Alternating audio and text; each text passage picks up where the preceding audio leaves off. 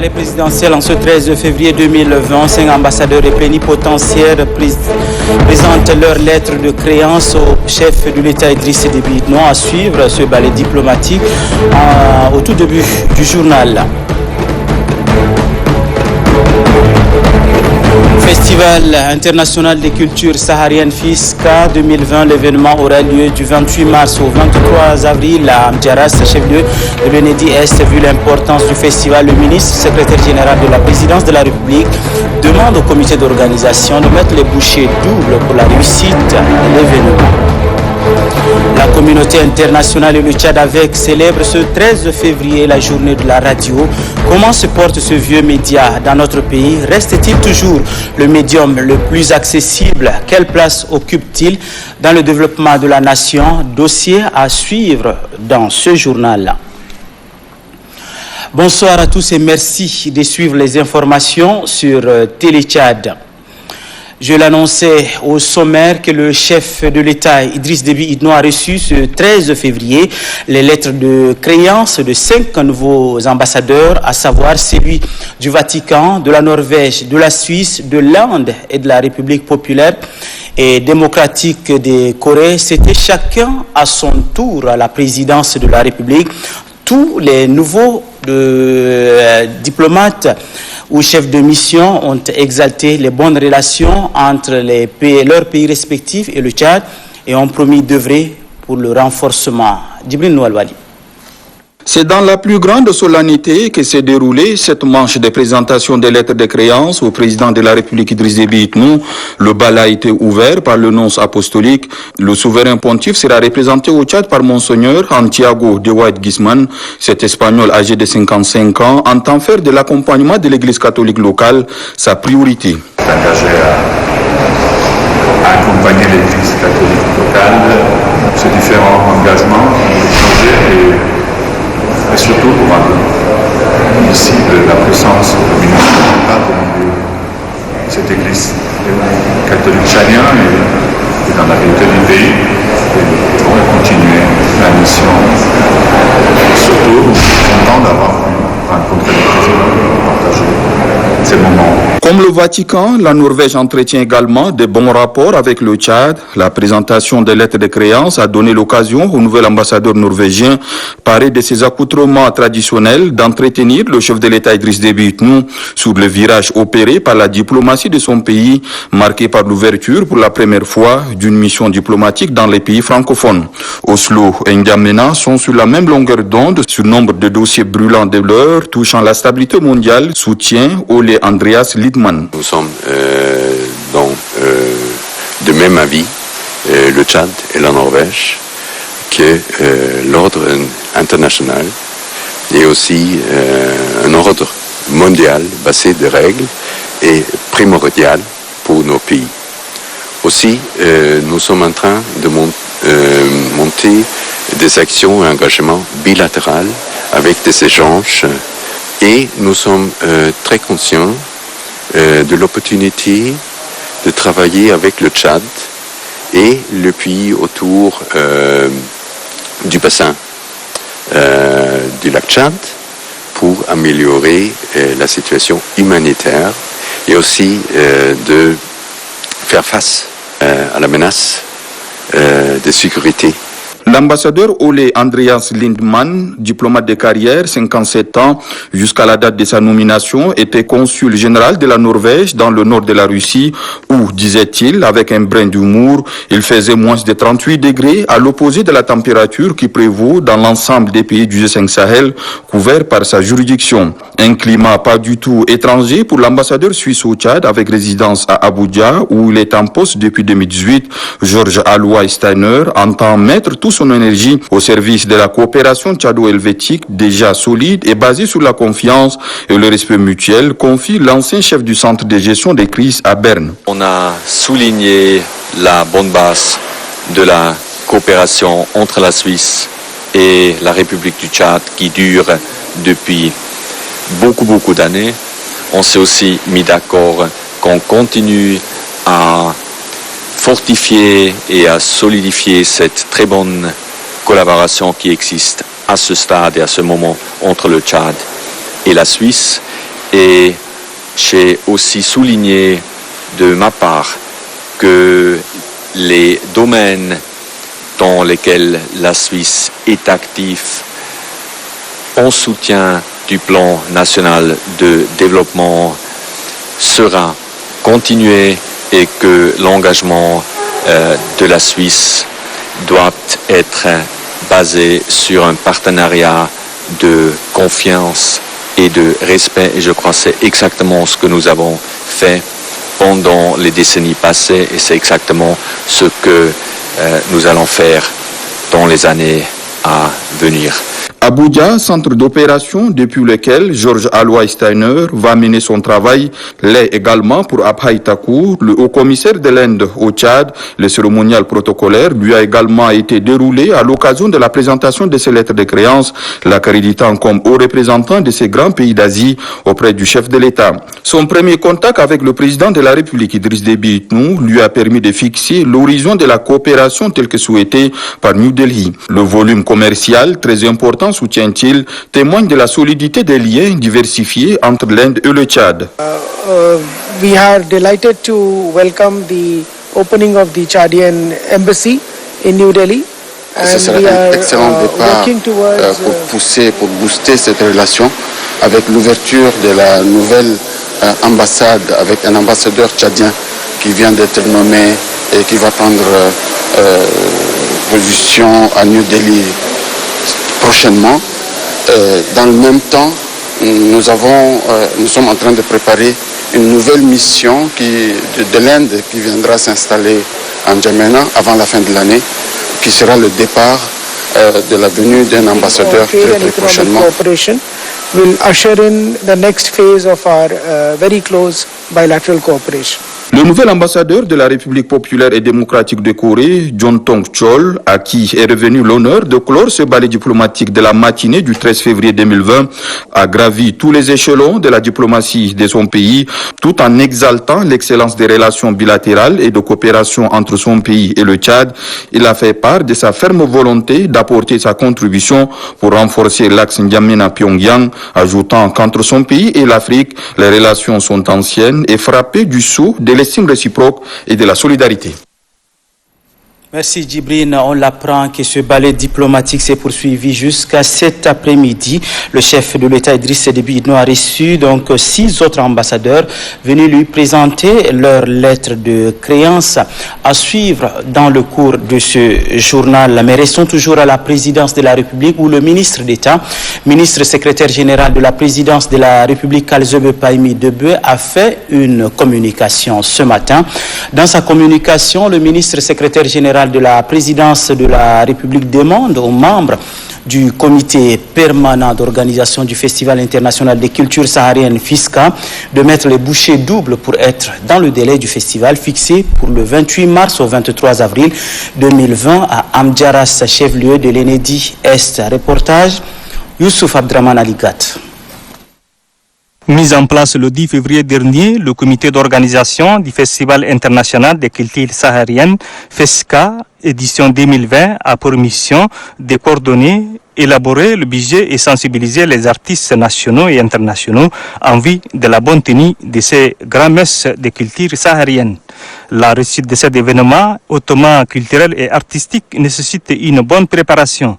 Désormais, le comité d'organisation s'active à rendre belle la 6e édition du Festival international des cultures sahariennes. Pour Abakar Rosi Tegil, coordinateur du comité d'organisation, des instructions fermes ont été données par les plus hautes autorités du pays en vue de finaliser très rapidement les sites pouvant accueillir les festivaliers. Le ministre d'État nous a donné des orientations très claires et à partir d'aujourd'hui, nous allons commencer d'arrache-pied pour préparer ces défis. Et vous avez 45 jours pour faire le festival. C'est pas beaucoup, mais nous allons vraiment travailler jour et nuit pour relever ces défis que les plus hautes autorités nous ont confiés. Après la rencontre avec le ministre d'État, ministre et secrétaire général de la présidence de la République, Kalzebe Paimi Débé, et quelques membres du gouvernement, le comité d'organisation est à pied d'œuvre avec ses sous-commissions pour le respect de l'ouverture du festival prévu du 28 mars au 3 avril prochain à Amdiaras.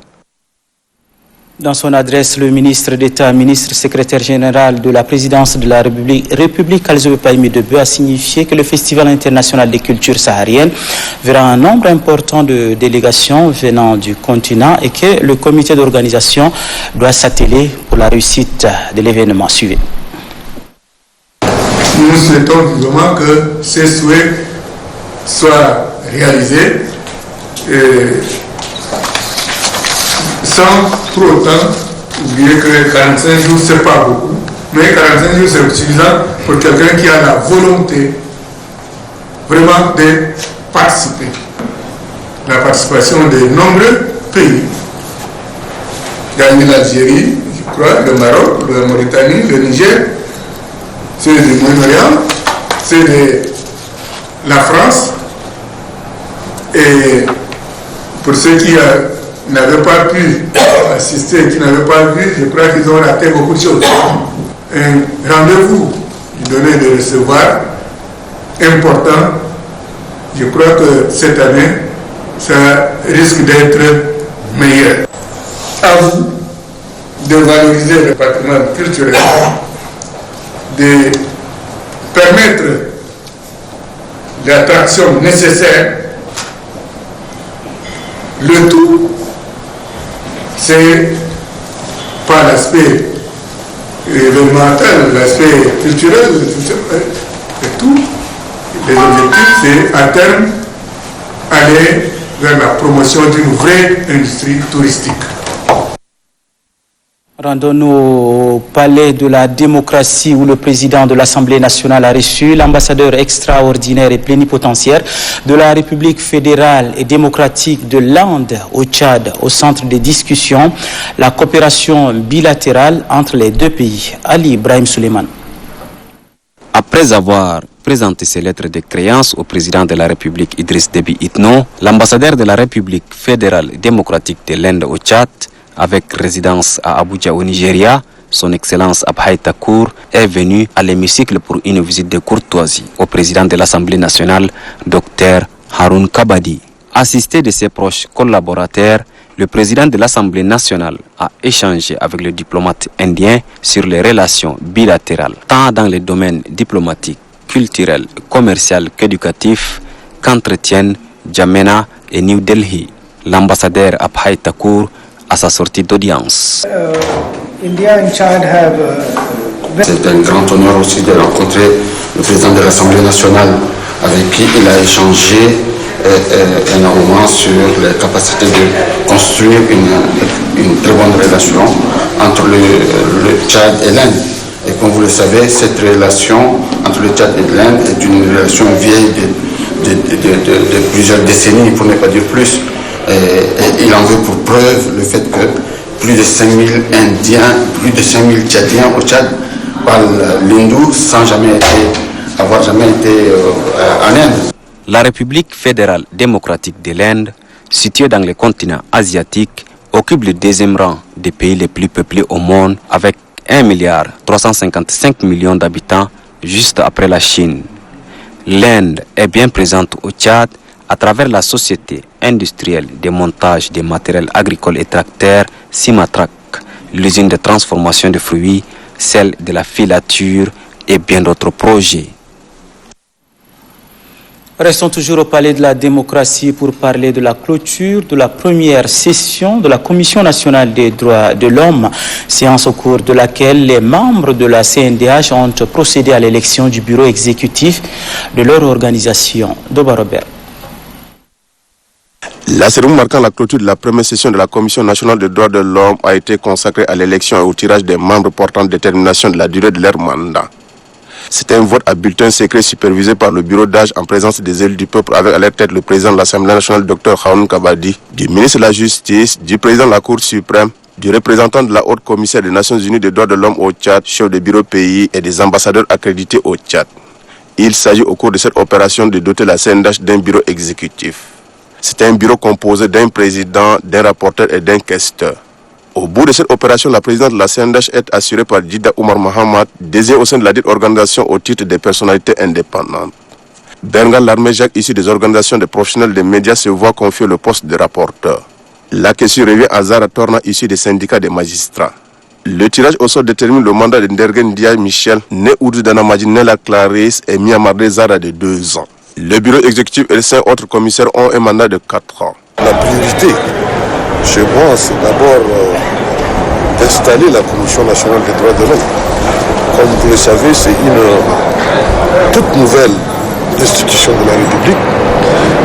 Alors, je demanderai à tous les commissaires membres de la CNDH de m'accompagner pour que je puisse remplir fidèlement toutes les responsabilités qui me sont confiées.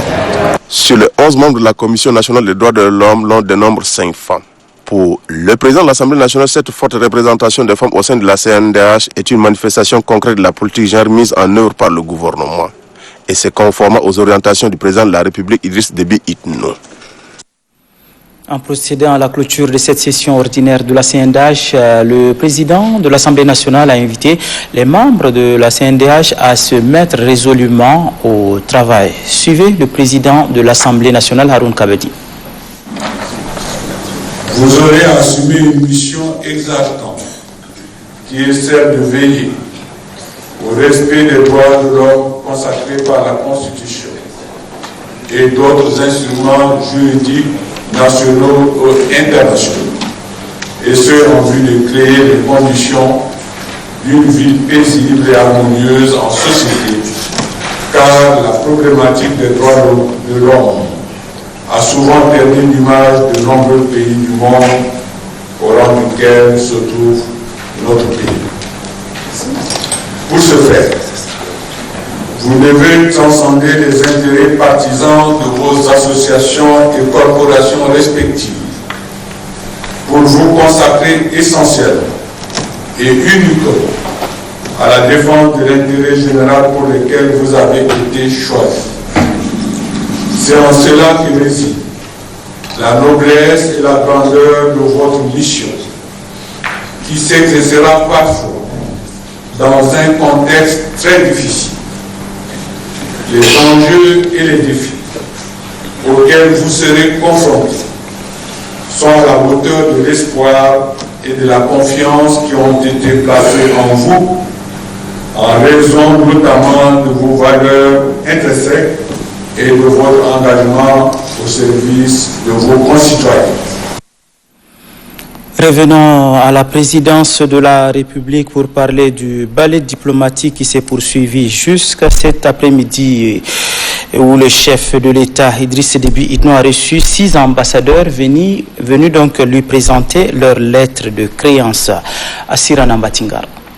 Les nouveaux ambassadeurs frappent toujours aux portions du chef de l'État Idriss Déby Itno pour lui présenter leurs lettres de créance. Le chef de l'État Idriss Déby Itno, qui vaut toujours un culte sincère aux relations d'amitié et de coopération, se tient debout, les accueillant un à un. Marek Skolil, de la République tchèque, est le premier à présenter ses lettres d'accréditation auprès du chef de l'État. Pour Marek Skolil, son pays et le Tchad jouent avec beaucoup de détermination et de sincérité leur rôle dans leurs continents respectifs, notamment dans la lutte contre le terrorisme, un fléau mondial. Le rapprochement entre Prague et N'Djamena permettra de développer de nombreuses opportunités pour le profit mutuel des peuples tchèques et tchadiens. C'est Siaka Sissoko que le professeur Alpha Condé a choisi de l'accréditer auprès du chef de l'État Idriss Déby Itno.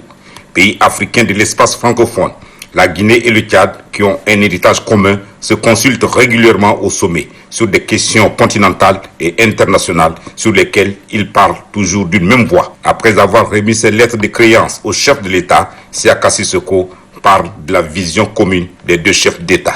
Le pays de Toumaï ne se peinera pas pour parcourir la longue distance qui le sépare du royaume de Thaïlande lorsqu'il s'agit des questions d'intérêt commun.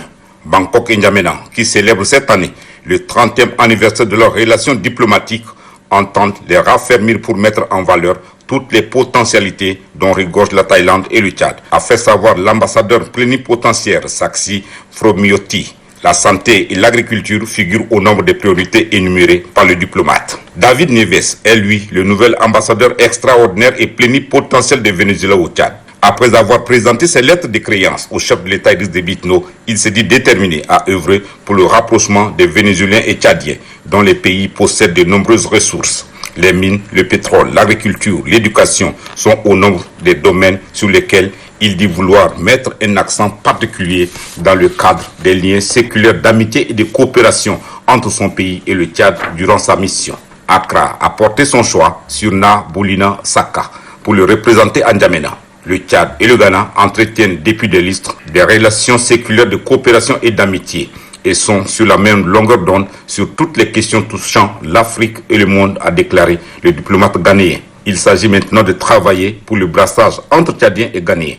Il s'est dit très heureux de la présence d'une forte colonie tchadienne dans son pays. Le Tchad, a-t-il confié à la presse, est un beau pays hospitalier et profondément africain qu'il encourage ses compatriotes à venir découvrir. Le dernier ambassadeur à présenter ses lettres de créance au chef de l'État est celui de la Gambie. Il s'appelle Amadou Sotal. L'Afrique est à un tournant décisif de son histoire sous la conduite de ses dignes fils à l'image du président Idriss Déby Itno. Il est maintenant question d'œuvrer pour le brassage du peuple africain afin de relever les défis qui s'opposent à l'essor du continent.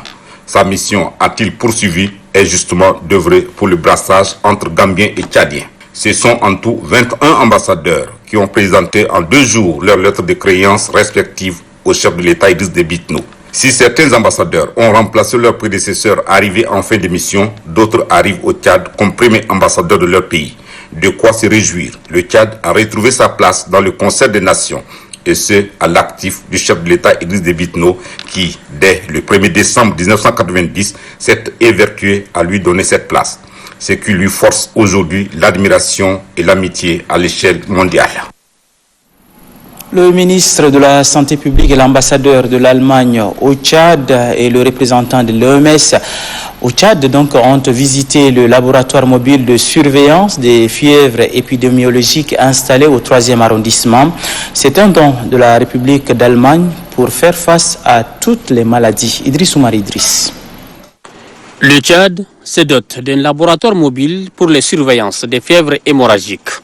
Un don du gouvernement allemand pour prévenir toutes les maladies épidémiologiques qui causent des pertes en vie humaine.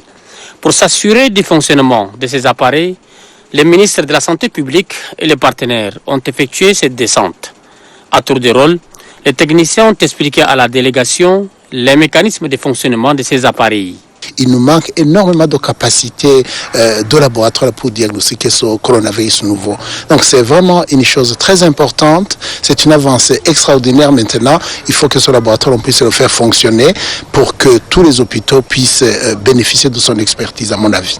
Ce laboratoire est rendu possible grâce à l'appui technique de la République d'Allemagne, s'inscrit dans le cadre du projet du G5 Sahel.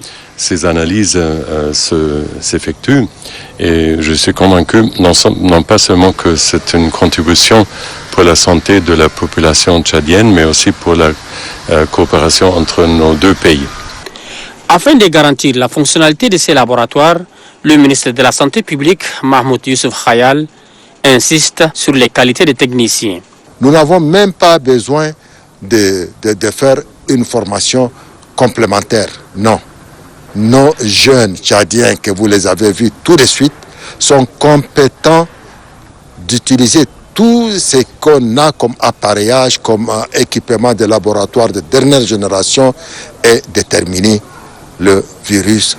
De par sa mobilité, ce laboratoire peut servir partout au Tchad et dans la sous-région pour atténuer les risques de contagion en cas de fièvre hémorragique telles que Ebola et coronavirus. Sachez que le Comité national de pilotage du programme intégré de développement et d'adaptation au changement climatique tient sa première session ordinaire, une session pour examiner et approuver les rapports annuels d'exécution du programme. On en parle avec Nguéam Bengueri. L'intégration régionale des 9 pays membres de l'autorité du bassin du Niger, ABN, et l'amélioration de la résilience des populations et des écosystèmes du bassin du Niger par une gestion durable des ressources naturelles, voilà les objectifs auxquels se fixe le programme intégré de développement et d'adaptation au changement climatique du bassin du Niger, PIDAC. Placé sous l'autorité du ministère de l'Environnement, le programme vise de manière spécifique à réduire le processus d'ensablement du fleuve Niger et améliorer la capacité d'adaptation des populations au changement climatique. Le programme intégré de développement et d'adaptation au changement climatique dans le bassin du Niger a été conçu pour contribuer à résoudre les problèmes de l'aridification du climat et la diminution des débits observés des cours d'eau du bassin depuis plusieurs décennies. Associé localement à une pression foncière qui a fortement contribué à la dégradation généralisée des ressources naturelles, à la destruction du couvert végétal et à l'aggravation de l'érosion hydrique et éolienne ainsi qu'à l'ensablement des cours d'eau.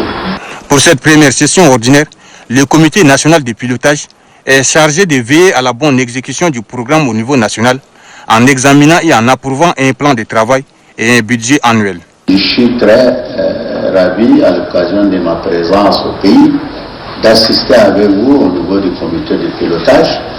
Et cela, c'est une nouveauté au niveau de ce projet qui est tellement important et qui concerne les 9 pays du bassin pour un montant de 232 millions de dollars. La zone d'intervention du PIDAC composant Tchad couvre les provinces du Maïkebi Est et Ouest et sera lancée officiellement le 26 février prochain à Pala. Aujourd'hui, 13 février, la communauté internationale célèbre la radio. L'édition de 2020 a pour thème pluralisme, représentation et diversité. La radio, ce média le plus vieux en Afrique et au Tchad, demeure le médium le plus accessible aux populations. En ce 13 février 2020, l'on est en droit de s'interroger comment se porte la radio dans notre pays. Réponse dans ce reportage de Mohamed Seyd Abakar. J'ai beaucoup de la patience pour ceux qui sont en train d'attendre, ou sinon antenne midi de Radio Tchad. Journée mondiale de la radio, édition 2020, nous y sommes. Ce 13 février, la communauté internationale célèbre la 9e édition de cette journée sous le thème « Nous sommes la diversité ». C'est une occasion offerte par l'UNESCO depuis le 3 novembre 2011 pour célébrer le développement de la radio et son impact sur la vie des personnes. Je suis d'abord très content pour qu'il y ait une journée spéciale pour fêter au nom de la radio et que les journalistes de la radio aussi s'approprient de cette journée-là pour pouvoir sensibiliser, communiquer et informer davantage la population sur les maux qui minent donc la société. La radio, de par son rôle qui est un outil d'informer, de sensibiliser, d'éduquer, nous essayons de faire ce travail avec le peu de moyens que nous disposons, mais nous le faisons avec fierté. Ça nous fait d'ailleurs plaisir de le faire parce que c'est par amour que nous exerçons ce métier. Cette journée est aussi une occasion de rappeler les professionnels des médias au sens du professionnalisme. L'éthique et la déontologie de ce métier-là nous sont recommandés. On n'a pas à venir.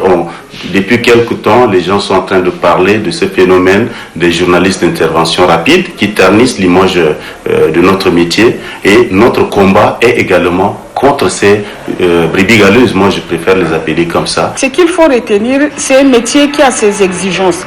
Et les textes sont clairs. Il suffit de les respecter, de les appliquer et on fait un bon travail.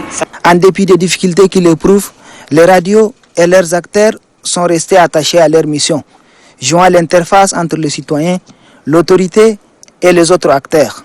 Nous savons que la radio est un puissant média d'information, de communication et de sensibilisation. Et nous savons que tous les acteurs de la radio s'efforcent en donnant le meilleur d'eux-mêmes pour pouvoir donner un minimum de bonne information au public. Alors, ce que je pourrais dire à tous ceux qui s'investissent ou ceux qui sont dans la radio, c'est vraiment la recherche de la bonne information. On vous souhaite un bon travail car vous faites un bon travail compatible sur tous les animateurs. Au niveau mondial, la radio reste le média le plus accessible est le plus proche de la population. Outre sa capacité de toucher un grand public, la radio peut façonner la société dans ses diversités, être la tribune où toutes les voix peuvent s'exprimer. La radio a connu une évolution exponentielle dans notre pays. Cela explique son importance auprès de la population. De 1957 à 2020, le paysage radiophonique est aujourd'hui riche de plus de 50 stations radiophoniques. Cette croissance de la bande FM au Tchad est le témoin d'une ère nouvelle, celle de la démocratie et de l'accès à l'information, nous dit Amadia Abbas. Célébrer le 13 février de chaque année, la journée mondiale de la radio est l'émanation de la 36e conférence de l'Organisation des Nations Unies pour l'éducation, la science et la culture, UNESCO, à la demande de l'Espagne. La dite journée est à sa 9e édition. Considérée comme un outil de développement par excellence, la radio participe au renforcement de la démocratie et au changement des mentalités des citoyens. Dans la plupart des pays en crise ou en voie de développement, personne n'ignore le rôle important que jouent ces médiums dans la résolution des foyers de tension. Et c'est grâce au message de sensibilisation que véhicule cet outil de communication à travers ces grilles de programmes et nouvelles. À l'heure de nouvelles technologies, la radio est aussi captée en ligne. Elle est au cœur des problématiques de développement local et constitue un vecteur majeur de l'établissement et du renforcement des processus démocratiques. Au Tchad, la radio, qu'elle soit communautaire, associative, confessionnelle, culturelle ou commerciale, a activement participé au développement du pays et au renforcement de la démocratie. De la création de la radio nationale tchadienne en 1957 à celle des radios Dia FM, la toute première radio privée au Tchad en 1998, le nombre de ces stations est estimé aujourd'hui à plus d'une cinquantaine à travers le pays, ce qui atteste de la liberté d'expression et d'opinion au Tchad, pays démocratique, grâce au président de la République, Idriss Déby Itno.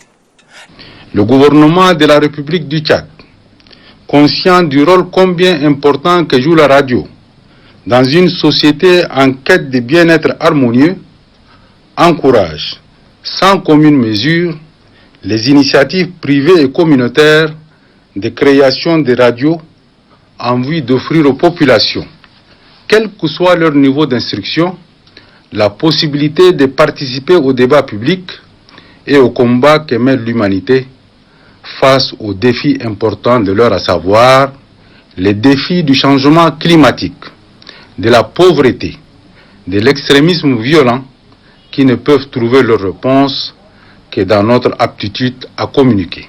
Que nous soyons responsables des radios publiques ou privées, notre mission primordiale est d'informer, d'éduquer et sensibiliser la population. Programmée ou coïncidence, une radio vient pour agrandir le paysage médiatique national à la veille de la journée mondiale de la radio. La radio FM Al-Shada a lancé officiellement ses émissions depuis hier. Elle émet sur la fréquence de 105.9 MHz et a pour mission de proclamer l'évangile et le développement social. Découvrons donc la fiche signalétique de la FM Shada avec la Chak Bepawam et Désiré. Une voix de plus pour l'expression de la liberté de presse. La FM Shada ouvre ses portes. Une radio confessionnelle qui émet sur 105.9 FM. Elle se fixe pour mission l'évangélisation et le développement social. Pour le pasteur Guy Thomasy, directeur de cette station, la FM Shada vient apporter sa contribution pour la construction d'un état de droit et proclamer l'évangile. Le vice-président de la haute autorité des médias et de l'audiovisuel, qui rappelle le respect des textes régissant l'exercice de la presse au Tchad, salue l'initiative. Votre radio sera tenue au respect d'un certain nombre d'obligations. Nous sommes conscients et vous rappelez la contribution effective de la radio dans l'œuvre de la consolidation de la paix, de la démocratie, du développement socio-économique, de la cohabitation pacifique et, comme l'actualité oblige, la lutte contre le terrorisme. FM Shada, qui signifie en arabe littéraire adoration, émet sur un rayon d'environ 100 km. Elle diffuse ses émissions en français et dans les langues nationales. tout à fait autre chose à présent. La caravane du programme national de lutte contre le cancer dans les établissements scolaires et des formations professionnelles a atteint son point de chute. Le lycée Fort-Lamy et l'université Toumaï. Au cours de cette tournée, la caravane a mis l'accent sur les risques du cancer et les modes de prévention. Christelle Ngarlemdana. Une semaine a permis à l'équipe du programme national de lutte contre le cancer de boucler sa mission au lycée Fort-Lamy et à l'université Toumaï. Une mission qui a pour objectif de s'entretenir avec les élèves et étudiants sur les facteurs à risque de cancer ainsi que les techniques de prévention. La présente campagne met en évidence le dépistage de la pathologie cancéreuse et les moyens qui existent pour la combattre. Le cancer n'épargne personne et nous sommes tous des victimes potentielles face au cancer. Donc pour barrer un peu la route au cancer, changeons de comportement. En réponse aux orientations données, ces jeunes promettent de mettre en pratique les conseils reçus. Aujourd'hui, la conférence de sensibilisation, de prévention nous a permis de connaître certains types de cancers qu'on n'a pas eu la chance d'étudier ni de voir. Le cancer est une maladie qui est très dangereuse. J'invite à mes frères et sœurs d'abandonner le tabac, l'alcool et de consommer plus de légumes. Le Tchad se mobilise pour lutter contre cette maladie qui, selon l'Organisation mondiale de la santé OMS, continue à prendre de l'ampleur à travers le monde avec 18,1 millions de nouveaux cas et 9,6 millions de décès enregistrés durant l'année dernière. Ainsi, un homme sur 5 et une femme sur 6 dans le monde développent un cancer au cours de leur vie. Les nouvelles du Tchad profond, le secrétaire général de la province du Moyen-Chari, Mbaïmian Ndolassem Nandro, a présidé la réunion de la mairie de Sar. Il s'agit d'une réunion de mise en place du comité provincial de lutte contre le tabagisme. Mounpour Beadoumgar, reportage. Le secrétaire général de la province du Moyen-Chari, Mbaïmian Ndolassem Nandro, a présidé dans la salle de réunion de la mairie de Sar une réunion de mise en place du comité provincial de lutte contre le tabagisme. À cette rencontre, un exposé suivi de questions d'éclaircissement a constitué le temps fort. De ce point, le délégué sanitaire de la province du Moyen-Chari, Youssouf Saleh Mamad, a défini le tabac avant de présenter ses méfaits qui se résument sur le cancer du poumon, dont 30% des cas du cancer sont dus au tabac. Le secrétaire général de la province du Moyen-Chari, Mbaïmian Ndolassem Nandro, a apprécié à sa juste valeur cette rencontre et invite chaque participant à une sensibilisation massive afin de lutter efficacement contre le tabac. Le secrétaire général de la province de l'Unédi, Adamou Oumarou, a lui présidé une rencontre d'évaluation de l'année 2019. L'objectif, évaluer les activités entreprises l'année dernière et entreprendre des stratégies pour l'année en cours. Hassan Lamy.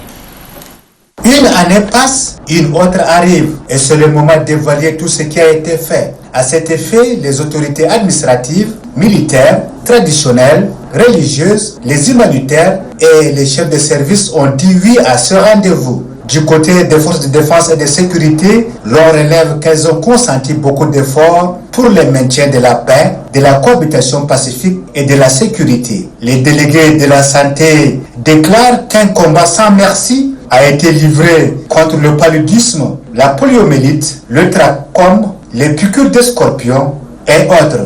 Les délégués de l'élevage a souligné que ce sont plus de 800 000 têtes de bétail qui ont été traitées. Les humanitaires ont laissé entendre pour leur part qu'ils ont assisté à vivre les populations locales et renforcé leur protection juridique. L'éducation n'est pas du reste. Le représentant du délégué a affirmé que sur 230 candidats qui se sont présentés au baccalauréat en 2019, 177 ont fait succès, soit un pourcentage de 77%. Fort de ces atouts, le secrétaire général de la province de l'Unédi Est, Adamou Oumarou, dit merci à ses collaborateurs.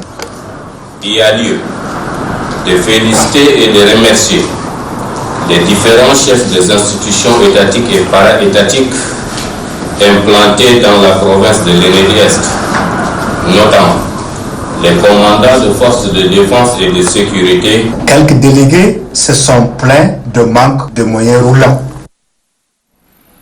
Le syndicat national des professionnels de l'éducation du Tchad affilié à l'Union des syndicats du Tchad forme les enseignants d'expression arabe. C'est dans le cadre de la promotion de la langue dans les établissements scolaires. Yarchouabani. Le secteur éducatif est l'une des priorités du gouvernement.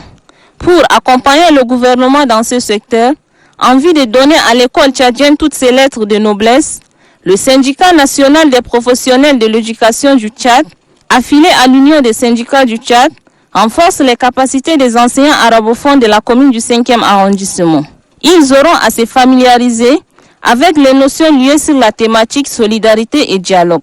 Cette initiative permet aux enseignants arabophones d'être plus performants dans l'exercice de leur métier. Camarades, nous sommes des travailleurs.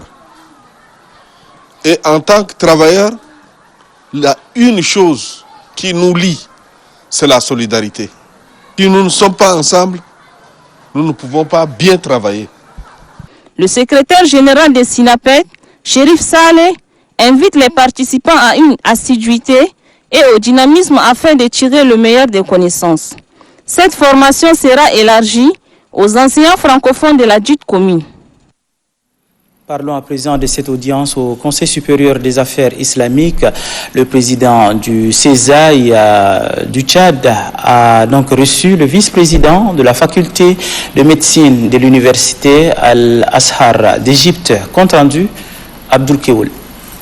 Au Conseil supérieur des affaires islamiques, le vice-président de la faculté de médecine de l'université Al-Azhar d'Égypte est en visite de travail. Une descente qui s'inscrit en marge de la caravane médicale à laquelle participent des médecins de ce pays amis et frères. Cette caravane, lancée le 10 février dernier, se déroule à l'hôpital de l'amitié Tchad-Chine. L'occasion est tout indiquée pour la délégation à travers la personne de l'ambassadeur d'Égypte au Tchad, Amr Roufaï, de saluer les liens de coopération entre leurs pays. Les deux parties s'engagent à jouer pleinement leur partition pour redynamiser les liens d'amitié entre Caire et N'Djamena. Le vice-président de la faculté de médecine de l'université Al-Azhar d'Égypte, Dr Mahmoud Siddiq, a positivement apprécié l'excellence des relations de coopération bilatérale. Il encourage le président du Conseil supérieur des affaires islamiques du Tchad à maintenir le même élan dans l'intérêt des deux pays. Une marque d'attention hautement saluée par Cheikh Mohamed Khater Issa. Le président du Conseil supérieur des affaires islamiques du Tchad salue l'intérêt que porte l'université Al-Azhar à l'institution qu'il dirige. Cheikh Mohamed Khater Issa devait par la suite magnifier les efforts que fournit le président de la République, Idriss Déby Itno, et son homologue égyptien, Abdel Fattah al-Sisi, dans la consolidation des relations de coopération. Rendons-nous à Ngouri où la compétition de la lecture du Saint-Coran organisée par l'association Al-Kanimi pour le développement s'est achevée. Les lauréats ont reçu leurs attestations lors d'une cérémonie en présence des membres du Conseil des affaires islamiques du département de Wei. Mahmoud Suleiman. Ngouri, dans la province de Lac, grâce à l'initiative de l'association Al-Kanimi pour le développement et la réanimation du patrimoine, a accueilli les élèves de différentes écoles coraniques du département de Ouai. 30 candidats se sont rivalisés les talents pour avoir bien maîtrisé la lecture du livre saint. 13 compétiteurs sont déclarés lauréats. Cette compétition s'est déroulée en 3 catégories selon les niveaux. C'est ainsi que Moussa Abdoulaye Ibrahim, Moussa Abbakar Mahamad et Abbakar Adam Ali ont occupé les premiers rangs dans leurs catégories respectives. Le président de l'association Al-Kanemi pour le développement et la réanimation du patrimoine, Mohamed Abdallah Aboubakar, a encouragé les lauréats. Selon lui, ce genre de compétition honore la communauté musulmane de la dite localité et permettra aux jeunes de s'intéresser davantage à la lecture du livre saint. Un avis partagé par le président du jury, Ibrahim Al-Amin Moumin. Le président du Conseil supérieur des affaires islamiques, section du département de Ouai, Issa Abbakar, a salué l'initiative. Selon ce religieux, cette association a réalisé de nombreuses œuvres de développement en faveur de la population tchadienne en général et de la communauté musulmane en particulier. après avoir imploré Dieu le Tout-Puissant pour qu'il bénisse les peuples tchadiens et afin que la paix et la stabilité durable règnent au Tchad, cette personnalité a mis un accent particulier sur la cohabitation pacifique. Au nom de l'inspection de l'éducation nationale du département de Ouaï, Mbodou Ali Kidi a exhorté les parents à encourager la scolarisation de leur progéniture. Les autorités administratives et traditionnelles se sont relayées pour apprécier cette initiative. Des certificats de reconnaissance ont été remis au préfet du département de Ouaï, Youssouf Dakou Yenemi, et aux représentants du chef de canton d'Ngouri, Hassan Mbodou Choukou, pour leur appui apporté dans l'organisation de cette compétition. En sport, parlons de cette cérémonie de remise des médailles aux meilleurs karatékas de la province du Logone oriental, cérémonie présidée par le secrétaire général de la province. Reportage Ali Haki.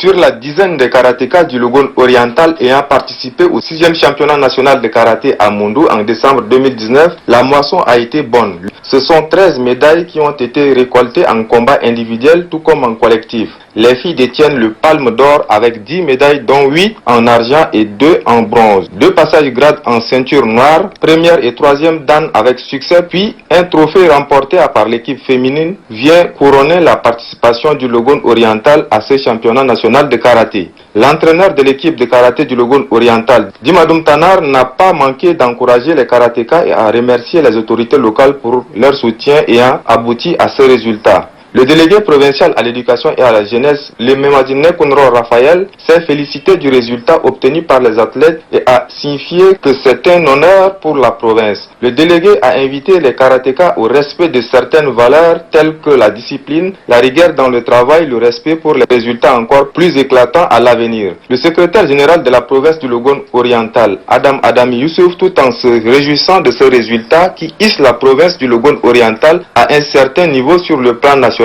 promet le soutien sans faille des autorités locales aux jeunes. Et puis la teneur de ce communiqué pour la suite de l'édition, le ministre de l'Aviation civile et de la météorologie nationale, Mamat Taïr Orozi, a quitté N'Djamena ce 13 février 2020 à destination de Brazzaville où il rendra une visite spéciale au président de la B2AC. Le ministre est accompagné du directeur général du département et des quelques responsables de l'autorité de l'aviation civile et des activités aéronautiques nationales du Tchad. Également, le ministre de l'élevage et des productions animales, Gayang Soare, a reçu ce 13 février 2020 l'ambassadrice du Brésil au Tchad, Viviane Los San Martin, au centre de la rencontre, la relance de la coopération entre le Tchad et le Brésil dans le domaine de l'élevage et des productions animales. Dans les échanges, le ministre et l'ambassadrice se sont convenus de renouer le partenariat entre les deux pays en relançant le chantier de complexe agricole et industriel de Koundoul d'une part et de rechercher d'autres possibilités d'initier des projets dans le sous-secteur de l'élevage d'autre part. Sur ce, mesdames et messieurs, se referme cette édition. Merci à vous de l'avoir suivi. Merci à la chef d'édition Apolline Gani. Merci également à toute l'équipe en régie. À très bientôt.